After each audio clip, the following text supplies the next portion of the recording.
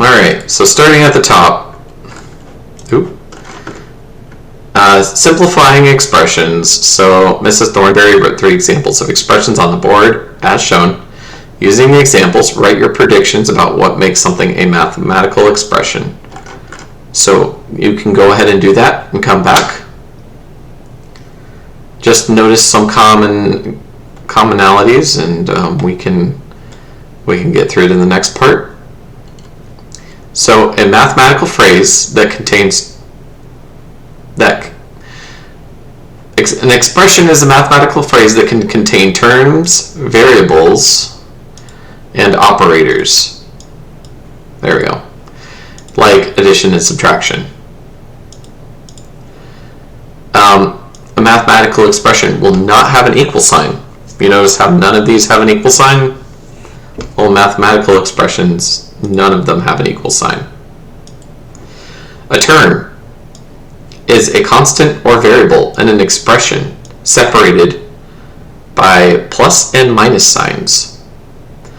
The plus and minus signs are included in a term. Do not leave them out. They are important still. You don't need to put plus 8 if that's your term. You just need to put 8. But you do need to put minus 8 if minus 8 is included in that term, because there's a distinction.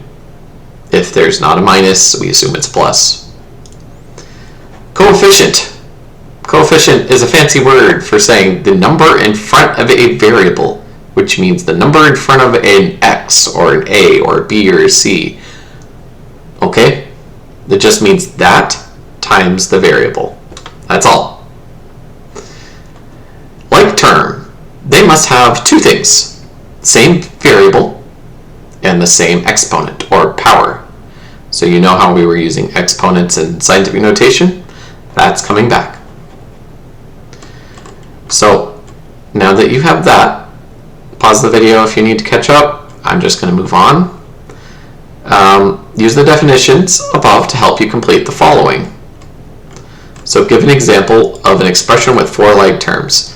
Remember, a like term has to have the same variable and same power or exponent. So the ones I used were 2x, 3x, 4x, and 10x. You can use any that have the same. List all the terms in the expression below.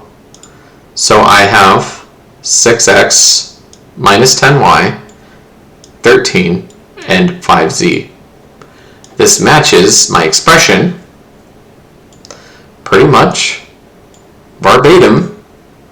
The only thing I did differently is separate them all out with commas.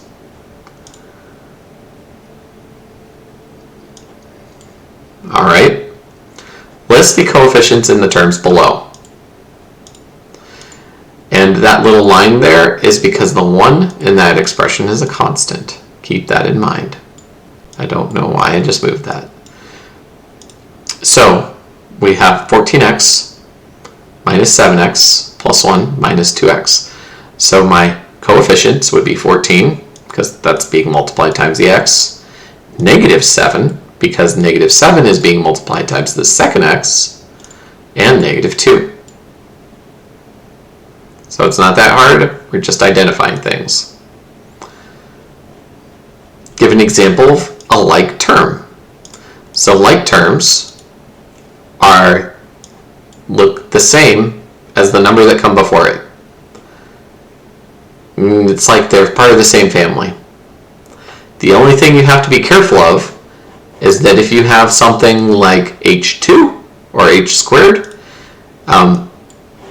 that like term also has to be h squared. It cannot be in the form of h to the 3rd power, h to the 4th power. It has to be h squared. It can have a different coefficient. Remember, the number in front of the variable, but it has to be like, it has to have same variable, same exponent. Last one. Circle the letter for any card that gives you an example of like terms. So I haven't done this one yet, but we can definitely do this. So I'm just going to use my circle tool. You can just circle it normally. So 1/4 c and negative 9c, same variable, same exponent. Yeah, so that works. Okay, if I put a circle by it, it means it's good. Alright? Alright, now that we got that out of the way. Perfect, right? Alright, 2n and 2.2. 2.2n and 2.2. Well, it doesn't have the same variable, so they're not like terms. So I'm not going to circle that one. 6y and 6x. This is not the same variable, they're different letters, so no circle. 5d squared and d squared. Yes, this is like terms. Same variable, same exponent. Perfect. And then constants, like can we, just ask yourself, can we combine 30 and 25 by adding or subtracting? Yes, of course, you've done this all your life. Well, since grade school anyway. So yes, of course these are like terms. So A, D, and E are like terms. So with the next page, or with the page on the back, go ahead and try it. This will be your homework for today. That'll be the proof that you've, oh wait, simplifying expressions. Well, we go through this really quick, and then your homework would be 6 through 13. Okay? We can simplify algebraic expressions by combining like terms. Gasp, who knew?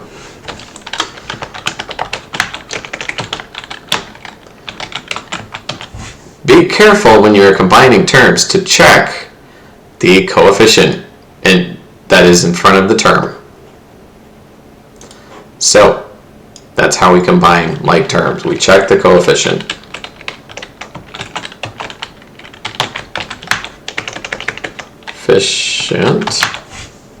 Coefficient. There we go.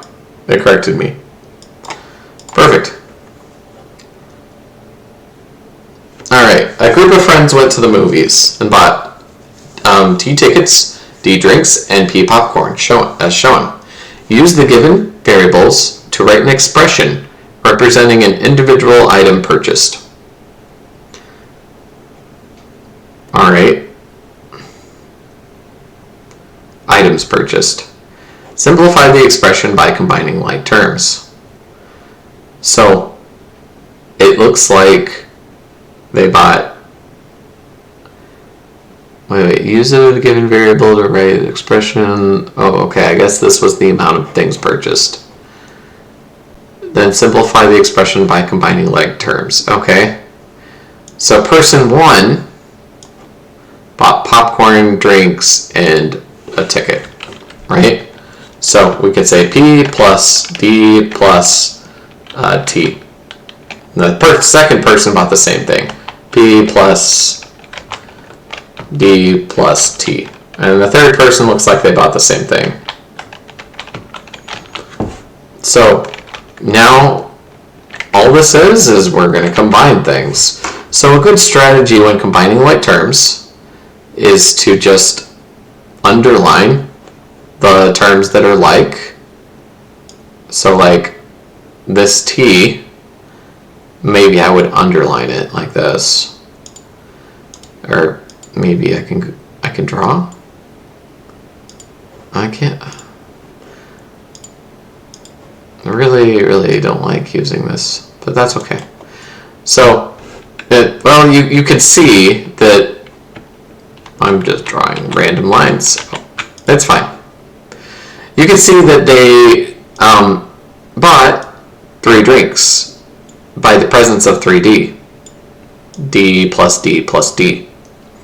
Well, what does D plus D equal? Well, what does 2 times 2 equal? It equals 4. Or you could say 2 times 2, right? So you could say there are 2 2's. But what happens when we add multiple of the same things together? Well, that's just multiplying, right? So instead of that, instead of saying D plus D plus D, we say, oh, there's 3 of them. 3D, 3 drinks. And then, same thing with popcorn. There's 3 P's, so there's 3 popcorns. And then there's 3 tickets, so 3 tickets, and we say, oh, this thing simplifies to 3D plus 3P plus 3T. There we go. Easy as that. So your challenge is to complete 6 through 13 on your own.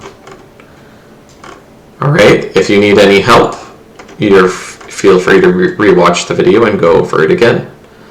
Okay, that is video 1. Thank you for joining me.